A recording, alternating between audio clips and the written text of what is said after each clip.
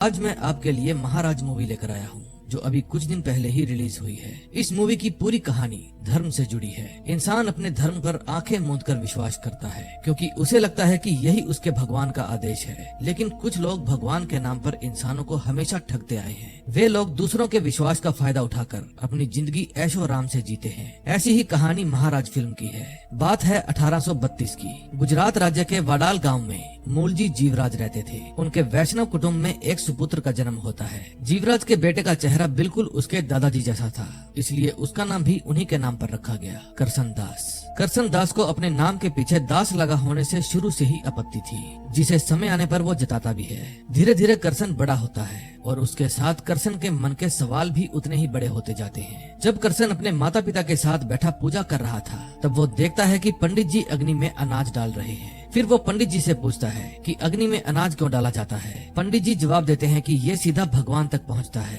फिर करसन सवाल करता है कि क्या अग्नि को भगवान का पता मालूम है। करसन का सवाल सुनकर सभी हैरान रह जाते हैं। इसी तरह धर्म से जुड़े सवाल करसन के मन में बार बार उठते रहते हैं। 10 साल की उम्र में करसन की माँ गुजर जाती है। फिर उसके पिता दूसरी शादी कर लेते हैं। तभी करसन के मामा करसन को अपने साथ मुंबई ले जाते हैं। उस समय बम्बई कपास के व्यापारियों का गढ़ हुआ करता था। बम्बई में उस समय 7 हवेलियां थी। उन हवेलियों में से एक हवेली कालबा देवी के बीचों बीच बसी थी। उस समय हुकूमत तो अंग्रेजों की थी, लेकिन पूजा जाता था जेजे को। जेजे यानी हवेली का मुख्य महाराज। करसन के मामा का घर हवेली के पास ही था। करसन सबसे पहले घर जाकर अपनी विधवा भाभी से मिलता है, जिन्हें वो भाबू कहकर बुलाता है। धीरे धीरे करसन बड़ा होता है और मुंबई का ही एक हिस्सा बन जाता है। करसन की सोच हमेशा से ही क्रांतिकारी थी, जो दादा भाई नौरजी जैसे लोगों से प्रभावित थी। करसन उनके अखबार रास्त गुफ्तार के लिए अक्सर लेख लिखा करता था और अपने लेख के जरिए देश में चल रही सामाजिक प्रथाओं और धार्मिक प्रथाओं दोनों के ही प्रति लोगों को जागरूक करने की कोशिश करता था। तभी हम देखते हैं आज होली का त्योहार था।